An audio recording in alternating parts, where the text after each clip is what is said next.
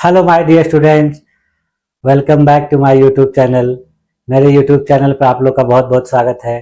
Dear student, आज हम लोग एनसीईआरटी सोशल साइंस के चैप्टर 2 का अध्ययन करेंगे। यानी जो हम लोग टीजीटी सोशल साइंस की सीरीज चला रहे हैं, उसका अध्ययन कर रहे हैं, उसमें हम लोगों को आज जो है एनसीईआरटी सोशल साइंस का पॉलिटिकल साइंस में दूसरा चैप्टर पढ़ना है। इसके पहले की क्लासेस में मैंने आप लोगों को पॉलिटिकल साइंस यानी राजनीति विज्ञान से पहले चैप्टर का अध्ययन करा दिया था और पहले चैप्टर का नाम था सत्ता की साझेदारी। उसके बाद फिर मैंने उससे रिलेटेड जो एमसीक्यू थे उसका भी अध्ययन करा दिया था। अब हम लोग को राजनीति विज्ञान का दूसरा चैप्टर पढ़ना है, उसका अध्ययन करना है और फिर इसके बाद हम लोग इसका जो है एमसीक्यू भी यानी बहुविकल्पी प्लस जो प्रश्न जो है उसको भी देखेंगे, उसका अध्ययन करेंगे। तो चलिए आज हम लोग देखते हैं कि अपने इस एनसीईआरटी सोशल साइंस की 11वीं क्लास है, यानी इसके पहले हम लोगों ने 10 क्लास जो है अध्ययन कर लिया है। तो आज की जो क्लास है 11वीं क्लास है और ये क्लास जैसा कि मैं आप लोग को शुरू में ही बता चुका हूँ कि टीजीटी की सोशल साइंस की महत्वपूर्ण क्लास है। क्यों? क्योंकि जो केंद्रीय विद्यालय के शिक्षकों की भर्ती आती है टीजीटी की, जिसमें देखिए केवीएस, एनवीएस, ईएमआरएस, DSSB, तो इन सब में जो क्लास 9 और क्लास 10 की बुक है एनसीईआरटी की, उन्हीं से क्वेश्चंस पूछे जाते हैं और आपके सिलेबस में भी इन्हीं बुक के चैप्टर्स का नाम दिया गया है। और ये सारी चीजें मैंने सिलेबस बताते समय आप लोग को बताई भी थी। तो चलिए आज हम लोग देखते हैं दूसरे चैप्टर का संघवाद के बारे में, यानी संघवाद कहते किसे हैं, संघवाद होता क्या है। ठीक है, तो चलिए देखा जाए। हाँ देखिए, आज हम लोग को क्या पढ़ना है, दूसरा चैप्टर। दूसरे चैप्टर का नाम क्या है, संघवाद। ठीक है, इसको इंग्लिश में क्या कहते हैं, फेडरलिज्म, FEDERALISM, फेडरलिज्म। ठीक है, तो संघवाद को पढ़ने से पहले हम लोग एक बार पिछले चैप्टर पे गौर करते हैं। पिछले चैप्टर में हम लोगों ने पढ़ा था कि किस प्रकार से बेल्जियम, श्रीलंका और लेबनान में सत्ता को साझेदारी के रूप में डेवलप किया गया था और वहां पर व्यवस्था की गई। उन सब व्यवस्थाओं में हम लोगों ने देखा था कि जो बेल्जियम की व्यवस्था थी वो बहुत ही बेहतर व्यवस्था थी। और फिर हम लोगों ने इसमें देखा था कि किस प्रकार से बेल्जियम ने अपने देश में जो है टकराव को खत्म किया, टकराव की स्थिति को एकदम नगण्य कर दिया। वहीं श्रीलंका में देखिए टकराव जो है उत्पन्न हुआ और काफी लंबे समय तक चला। लेबनान में भी बहुत समय पहले गृह युद्ध हो चुका था, जिसके बाद वहां के लोगों ने एक ऐसी व्यवस्था शुरू की थी जिसमें किसी के बीच टकराव न हो और वहां उन्होंने धर्म के आधार पर सत्ता का बंटवारा कर दिया था। ये सारी चीजें हम लोगों को पिछले क्लास में पढ़ने को मिली हैं। और अब देखिए इसमें हम दूसरे चैप्टर का जो है परिचय, इंट्रोडक्शन देख लेते हैं। जैसे देखिए इसमें क्या कहा गया है कि पिछले अध्याय में हमने गौर किया कि शासन के विभिन्न स्तरों के बीच सत्ता का ऊर्ध्वाधर बंटवारा आधुनिक लोकतंत्र में सत्ता की साझेदारी का एक आम रूप है। यानी हम लोगों ने उस चैप्टर में दो प्रकार की साझेदारी के बारे में पढ़ा था सत्ता की। एक होती है ऊर्ध्वाधर और दूसरी होती है क्षैतिज। तो ये आजकल के जितने भी लोकतांत्रिक देश हैं यहाँ पर इस प्रकार की व्यवस्था देखने को मिलती है और ये एक आम बात है। फिर देखिए कहा जा रहा है कि इस अध्याय में हम सत्ता के बंटवारे के इसी स्वरूप पर विचार करेंगे। यानी हम लोगों को जो दूसरा चैप्टर संघवाद पढ़ना है वो पूरी तरह से किससे रिलेटेड है, जो सत्ता की ऊर्ध्वाधर साझेदारी होती है उसी से। और ऊर्ध्वाधर साझेदारी में हम लोगों ने पढ़ा था कि 3 स्तर होते हैं, कहीं कहीं 2 स्तर होते हैं, कहीं कहीं 3 होते हैं, जिसमें सबसे उच्च स्तर पे कौन होता है, केंद्र सरकार, और फिर उसके नीचे कौन होता है, राज्य सरकार, और फिर तीसरा स्तर भी होता है जिसको स्थानीय सामुदायिक सरकार कहते हैं। और इन्हीं तीनों के बेहतर तरीके से सामंजस्य बनाकर देश को चलाने को, देश के लोगों को बेहतर सुविधा प्रदान करने को, उनको अधिकार प्रदान करने को जो व्यवस्था होती है उसी को कहा जाता है संघवाद। देखिए तो आमतौर पर संघवाद क्या कहा जाता है, ऊर्ध्वाधर बंटवारा ही कहा जाता है। इससे एक ही लोकतांत्रिक व्यवस्था के अंदर अलग अलग इलाकों का साथ रहना और चलना संभव हो पाता है। यानी इस प्रकार की व्यवस्था करने की वजह से एक ही देश में अलग अलग तरह के लोगों को, अलग अलग इलाकों को एक साथ मिलकर चलना संभव हो पाता है। अध्याय के देखिए शेष हिस्से में बताया जा रहा है कि भारत के संघवाद के सिद्धांत और व्यवहार को समझने की कोशिश की गई। यानी शुरू शुरू में पहले संघवाद होता क्या है, इसकी क्या विशेषताएं होती हैं, इन सारी चीजों को देखना है। और फिर हम लोग को पर्टिकुलरली किसके बारे में संघवाद पढ़ना है, अपने देश भारत के बारे में। संघीय ढांचे से संबंधित संवैधानिक प्रावधानों पर चर्चा के बाद इस अध्याय में संघवाद को मजबूत करने वाली नीतियों और राजनीति का विश्लेषण भी किया जाएगा। अध्याय के आखिर में हम भारतीय संघवाद के नए और तीसरे स्तर यानी स्थानीय शासन की भी चर्चा करेंगे। यानी अपने देश में जो पहले शासन का 2 ही स्तर हुआ करता, लेकिन बाद में संविधान में संशोधन किया गया और एक तीसरे स्तर को भी लाया गया और उसको पूरे देश में लागू किया गया।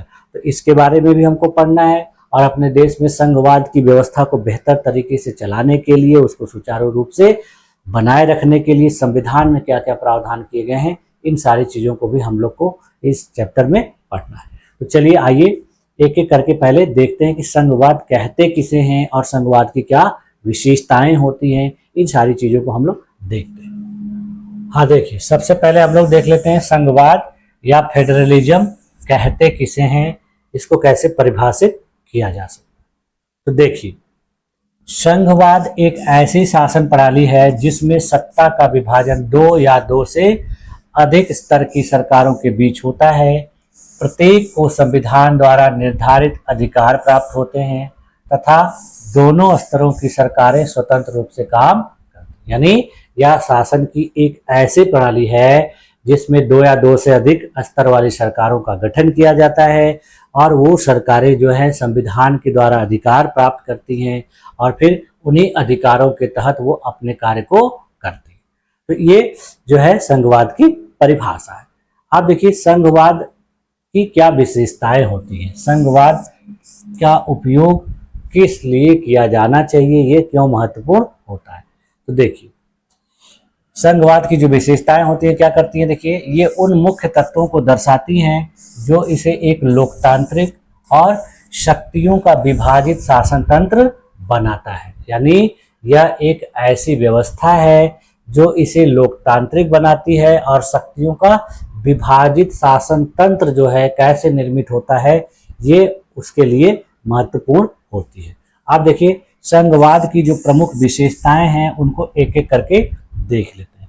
तो देखिए सबसे पहली विशेषता क्या होती है कि संघवाद में 2 या 2 से अधिक स्तर की सरकारें होती है। जैसे देखिए अपने देश का उदाहरण है, अपने देश में देखिए केंद्र सरकार, राज्य सरकार और स्थानीय सरकारों का भी जो है प्रभुत्व देखने को मिलता है। यानी अपने देश में 3 स्तर की सरकारें देखने को मिलती है। जैसे देखिए स्थानीय सरकार का मतलब होता है कि ग्राम पंचायत या जो है नगर पालिका, नगर पंचायत, ये सब क्या है तीसरे स्तर की सरकारें। सभी स्तरों की सरकारें अपने अपने क्षेत्रों में काम करती। देखिए जो सरकारें होती हैं उनका अपना अपना स्तर बनाया गया है और ये अपने अपने क्षेत्र में काम करती हैं, इनमें कभी भी टकराहट नहीं होती। दूसरा देखिए शक्तियों का संविधान द्वारा विभाजन। दूसरी विशेषता क्या है कि इनकी शक्तियों का संविधान द्वारा विभाजन कर दिया जाता है। विभाजन करने का कारण ही है कि इनमें आपस में टकराव ना हो।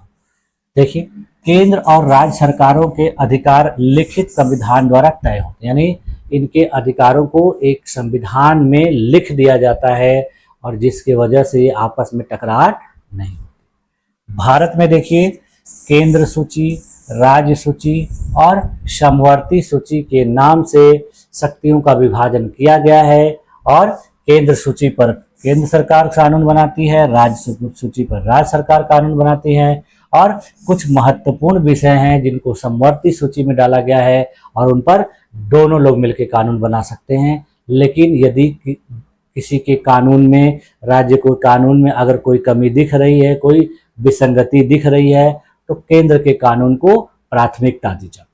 ठीक है। उसके बाद देखिए तीसरी विशेषता क्या होती है कि संघवाद में लिखित संविधान होता है और संविधान कैसा होता है, कठोर होता है। यानी कठोर का मतलब ये हो गया कि इसमें संशोधन जो है बहुत आसानी से नहीं होता है, किसी खास प्रक्रिया के माध्यम से संशोधन किया जा सकता है।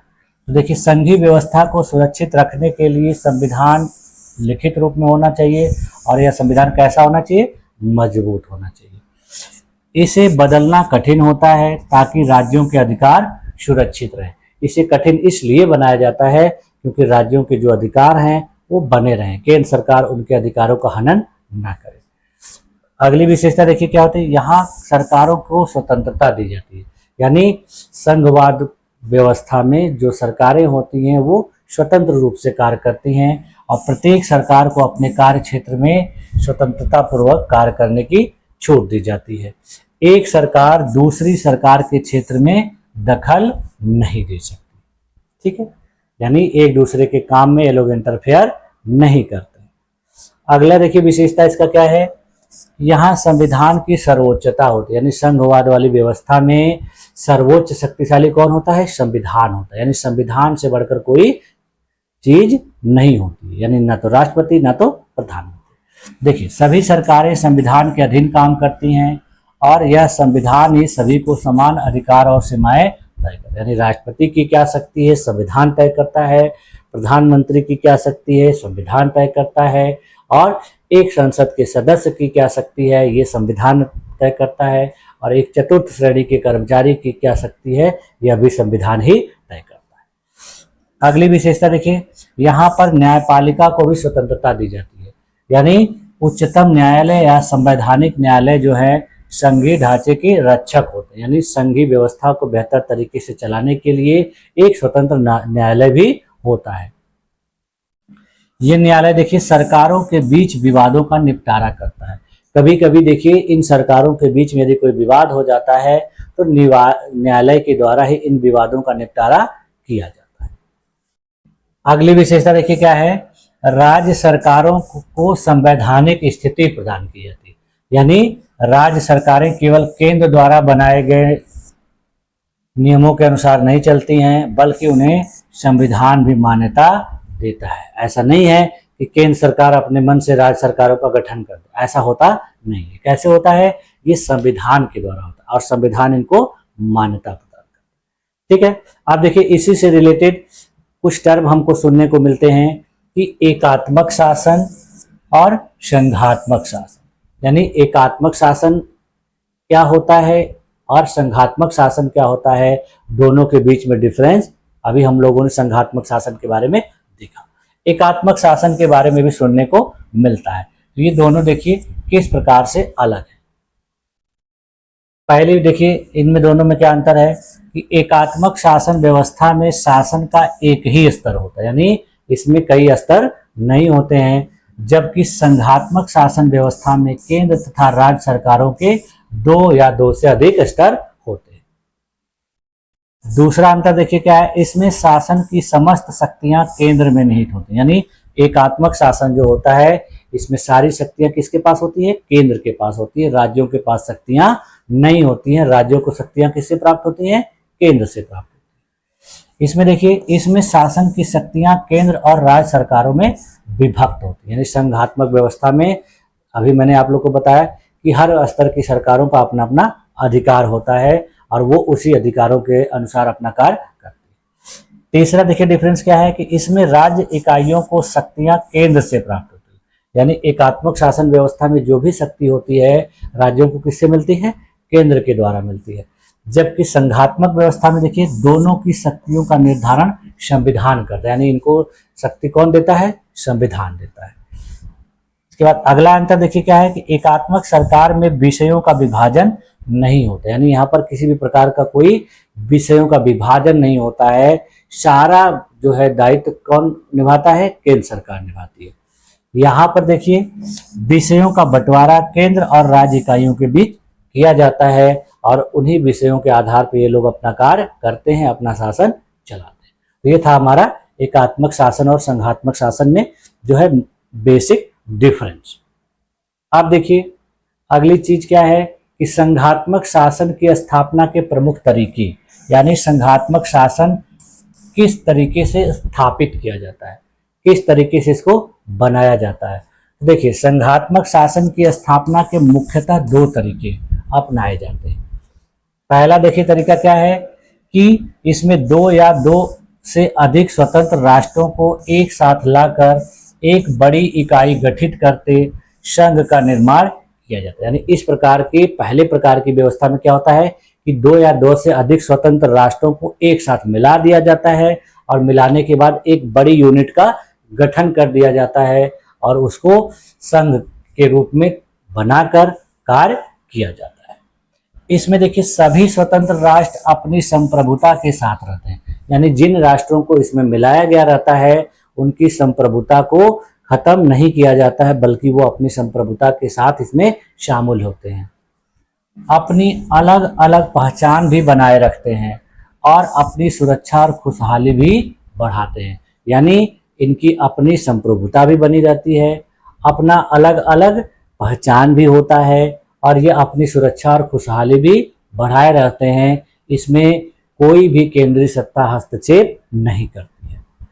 इस व्यवस्था में प्रांतों को समान अधिकार होता है और वे केंद्र सरकार से अधिक शक्तिशाली भी होते हैं। यानी इसमें जितने भी प्रांत शामिल होते हैं सभी प्रांतों को समान अधिकार दिया जाता है, किसी के साथ कोई भेदभाव नहीं किया जाता है और यहाँ पर जो प्रांत होते हैं वो कभी कभी केंद्र सरकार से भी ज़्यादा शक्तिशाली होते हैं।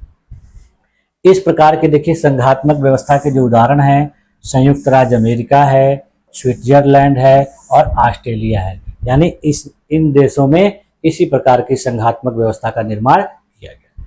दूसरे प्रकार का देखिए जो संघात्मक व्यवस्था है वो देखिए क्या होता है, यहाँ पर एक बड़े देश द्वारा अपनी आंतरिक विविधता को ध्यान में रखते हुए राज्यों का गठन किया जाता है और फिर राज्य और राष्ट्रीय सरकार के बीच सत्ता का बंटवारा कर दिया जाता है। यानी यहाँ क्या होता है कि किसी बड़े देश में छोटे छोटे जो राज्य होते हैं उनको उनकी भाषाई, धार्मिक या भौगोलिक विविधता को देखते हुए क्या किया जाता है, एक में गठित कर दिया जाता है, एक में सम्मिलित कर दिया जाता है और फिर उनको सम्मिलित करके शक्तियों का बंटवारा कर दिया जाता है।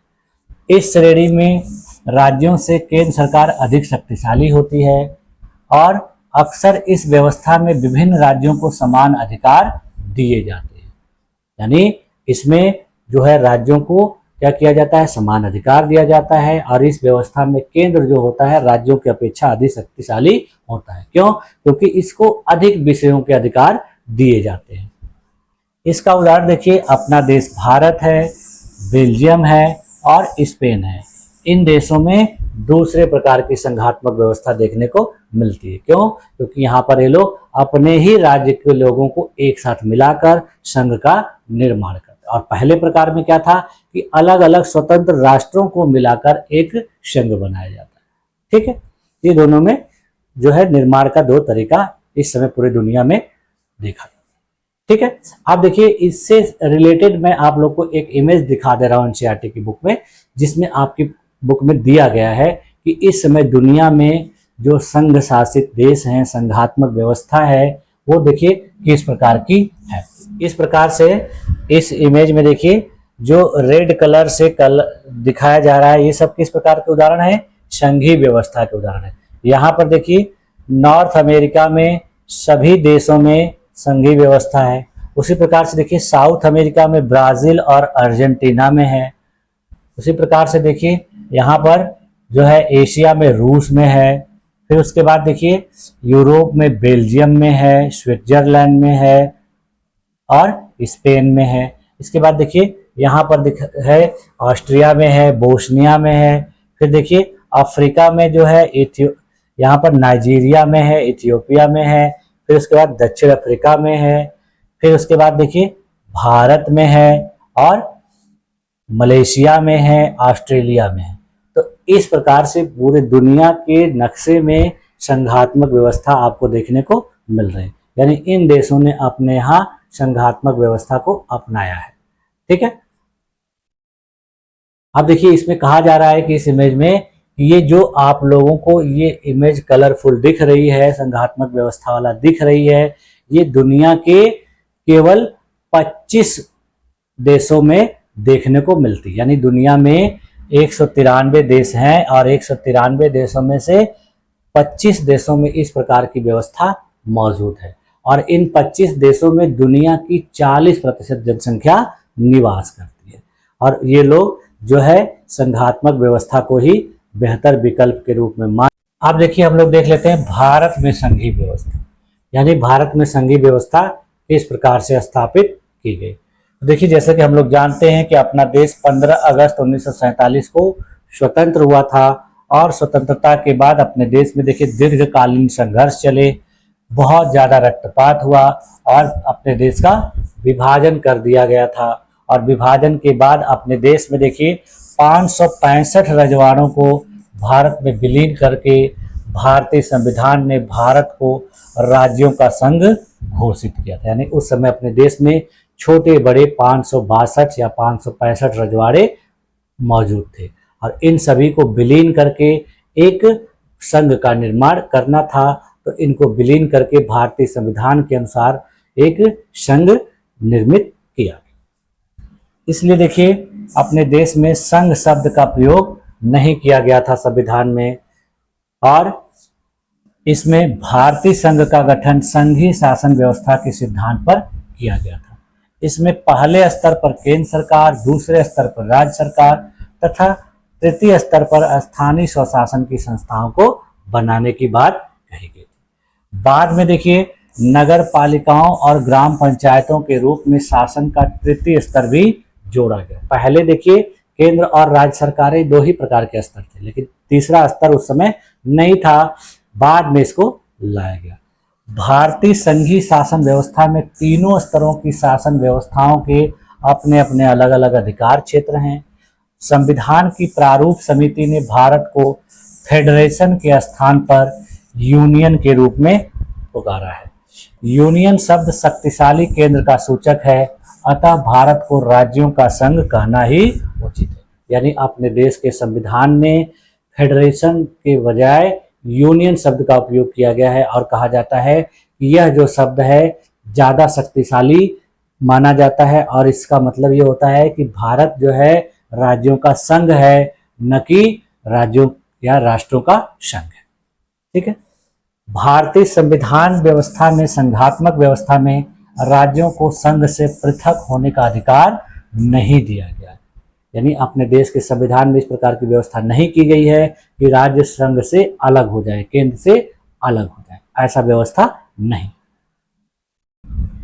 अब देखिए भारत में संविधान के द्वारा केंद्र और राज्यों के बीच शक्तियों का बंटवारा कैसे किया। यानी संघीय व्यवस्था बना दी गई और बनाने के बाद फिर शक्तियों का बंटवारा करना था। तो शक्तियों की बंटवारा करने के लिए अपने देश के संविधान में स्पष्ट रूप से केंद्र और राज्यों के बीच विधायी अधिकारों का बंटवारा निम्न तरीके से किया गया। इसमें देखिए 3 सूचियां बनाई गई हैं और इन तीनों सूचियों को हमारे देश के संविधान की 8वीं अनुसूची में रखा गया है। अपने देश के संविधान में देखिए जब मूल संविधान बना था तो उस समय 8 ही अनुसूचियां थी, लेकिन वर्तमान में देखिए 12 अनुसूचियां हैं। जब मूल संविधान बना था तो उसमें देखिए 22 भाग थे, लेकिन अब इस समय 25 भाग हैं और जो अनुच्छेद थे वो 395 थे। अब देखिए 450 के लगभग अनुच्छेद हो चुके। ठीक है। तो इस प्रकार से अपने देश में प्रारंभिक संवैधानिक व्यवस्था थी। तो उसमें देखिए पहली जो सूची थी वो संघ सूची थी और वर्तमान में इस सूची में देखिए 100 विषय उपलब्ध हैं और इन सभी विषयों पर केंद्र सरकार कानून बनाती है। इन विषयों में देखिए प्रमुख बातें जो है प्रतिरक्षा से संबंधित, विदेश मामले, बैंकिंग व्यवस्था, संचार, मुद्रा जैसे राष्ट्रीय महत्व के विषय शामिल हैं और इन पर कानून बनाने का अधिकार केंद्र सरकार को होता है। ठीक है। उसके बाद देखिए दूसरा है राज्य सूची।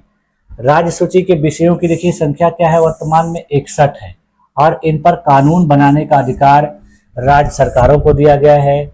और इन सूची में इन विषयों में देखिए पुलिस, व्यापार, वाणिज्य, कृषि, सिंचाई जैसे प्रांतीय महत्व के विषयों को शामिल किया गया है और ये विषय राज्यों के अधिकार में आते हैं। तीसरा देखिए है समवर्ती सूची। समवर्ती सूची की विषयों को देखिए केंद्र और राज्य सरकारें दोनों ही कानून बना सकती हैं, किंतु प्राथमिकता केंद्र द्वारा बनाए गए कानून को दी जाएगी। इसके अलावा देखिए इस सूची में ऐसे ऐसे महत्वपूर्ण विषयों को शामिल किया गया है जिसका देश के विकास में बहुत महत्वपूर्ण योगदान होता है और जो महत्वपूर्ण कैटेगरी के होते हैं, जिसमें देखिए शिक्षा है, वन है, श्रमिक संघ है, विवाह से संबंधित, गोद लेना और उत्तराधिकार आदि जो विषय हैं वो इसके अंतर्गत सम्मिलित किए गए। अब देखिए कुछ ऐसे भी विषय हैं जो उस समय संविधान बनाते समय नहीं थे, यानी विश्व में इनका कोई शुरुआत ही नहीं हुआ था, ये उपयोग में ही नहीं किए जाते थे, इनके बारे में लोगों को पता नहीं था। तो वो सारी चीज़ें जो है बाद में एक अवशिष्ट विषय बनाकर उसमें शामिल किया गया और इसमें महत्वपूर्ण इम्पॉर्टेंट बातों को भी इसमें शामिल किया गया है जिस पर केंद्र सरकार कानून बना सकती है, जरूरत पड़ने पर उसका उपयोग कर सकती है। देखिए जो विषय संघ सूची, राज्य सूची या समवर्ती सूची में नहीं है, यानी ऐसे विषय जो तीनों में उपलब्ध नहीं है, उनको कहा जाता है अवशिष्ट विषय या अवशिष्ट शक्तियां। और इन विषयों पर देखिए केंद्र सरकार ही कानून बनाती है, राज्यों को इस पर कानून बनाने का अधिकार नहीं दिया। जैसे देखिए एक नवीन जो व्यवस्था है या नवीन आविष्कार है दुनिया में उपयोग किया जाने वाला, क्या है? Computer software. और इसके बारे में देखिए किसी भी सूची में वर्णन नहीं किया गया है, जिसकी वजह से इसको अवशिष्ट विषय या अवशिष्ट शक्तियों के अंतर्गत रखा गया और इस पर केंद्र कानून बना। उसी प्रकार से देखिए कभी कभी आपदा विपदा आ जाने पर भी केंद्र सरकार उस पर कानून बनाती है, तो उन सब चीजों को भी इसी के अंतर्गत रखा गया। ठीक है, अब देखिए भारत की भाषाई विविधता। भारत में किस प्रकार से अनेक प्रकार की भाषाएं बोली जाती हैं और इन भाषाओं में से किस तरीके से कुछ प्रमुख भाषाओं को अनुसूचित भाषा में शामिल किया गया है। इसमें देखिए 2011 की जनगणना के आंकड़ों में लोगों ने 1300 से ज्यादा अलग अलग भाषाओं को अपनी मातृभाषा के रूप में दर्ज कराया था।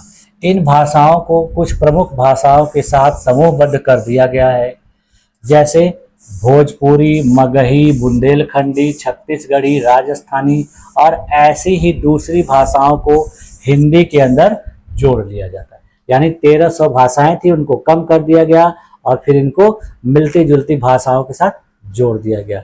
ऐसी समूहबद्धता करने के बाद भी जनगणना में 121 प्रमुख भाषाएं पाई गई। अब फिर देखिए इनमें से केवल 22 भाषाओं को भारतीय संविधान की 8वीं अनुसूची में रखा गया है और इसी कारण इन्हें अनुसूचित भाषाएं भी कहा जाता है।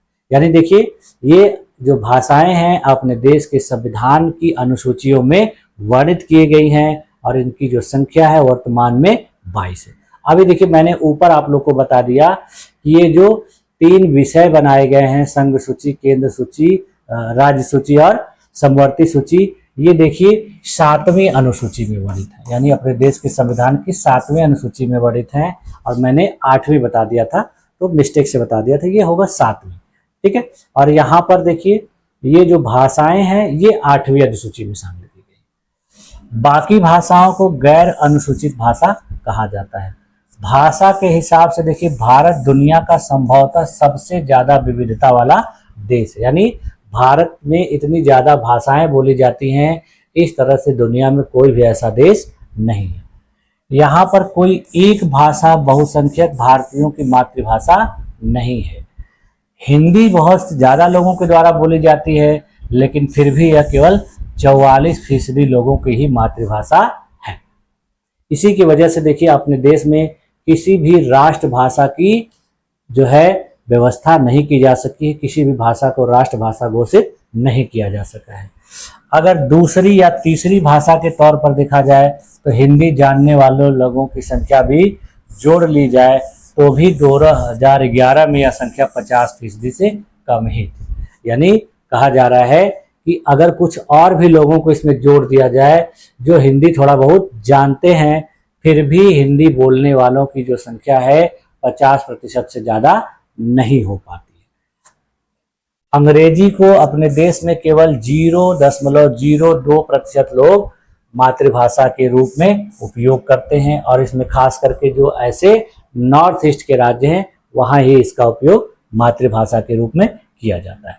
इसके बाद देखिए, दूसरी या तीसरी भाषा के तौर पर 11% लोग इसे जानते थे, यानी 11% लोगों के द्वारा यह जानी जाती थी दूसरी तीसरी भाषा के रूप में, और बाकी मातृभाषा के रूप में केवल 0.02% लोगों ने इसको अपनाया था।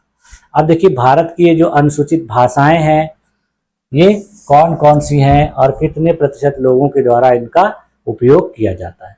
तो देखिए, पहला है असमिया। इसको देखिए, जो 1.26% लोग बोलते हैं। उसके बाद दूसरा है बांग्ला। इसको देखिए 8.03% लोग बोलते हैं। तीसरी है बोडो, जिसको 0.12% लोग। चौथी है डोगरी, जिसको 0.21% लोग। अगला है गुजराती, इसको 4.58% लोग। और छठे नंबर पे हिंदी है, जो 43.63% लोगों के द्वारा बोली जाती है, यानी लगभग 44%। उसके बाद देखिए कन्नड़ है 7वीं भाषा के रूप में, जो 3.61% लोगों के द्वारा बोली जाती है। 8वीं भाषा कश्मीरी है, जो 0.56% लोगों के द्वारा बोली जाती है। इसके बाद देखिए कोंकणी है 0.19% लोगों के द्वारा। मैथिली 1.12% लोगों के द्वारा। मलयालम 2.88% लोगों के द्वारा। मणिपुरी 0.15% लोगों के द्वारा। मराठी 6.86% लोगों के द्वारा। उसी प्रकार से देखिए अपने देश में नेपाली बोलने वाले लोग भी हैं, जो 0.24% हैं। उसके बाद देखिए उड़िया है 3.10% लोगों के द्वारा बोली जाती है। पंजाबी 2.74% लोगों के द्वारा। संस्कृत की गणना नहीं की जा सकी, यानी संस्कृत बोलने वाले लोगों की संख्या नगण्य है। संथाली बोलने वाले जो लोग हैं उनकी संख्या देखिए 0.61% है। सिंधी बोलने वाले लोगों की 0.23%। तमिल बोलने वाले लोगों की 5.70% और तेलुगु बोलने वाले लोगों की 6.76%। और उर्दू बोलने वाले लोगों की जो है संख्या है 4.19। तो इस प्रकार से देखिए अपने देश की जो ये 22 भाषाएं हैं, अनुसूचित भाषाएं, इनको बोलने वाले लोगों का प्रतिशत कितना है, यानी उनका अनुपात किस प्रकार से। ठीक है, तो आज की क्लास में देखिए बस यहीं तक रखते हैं।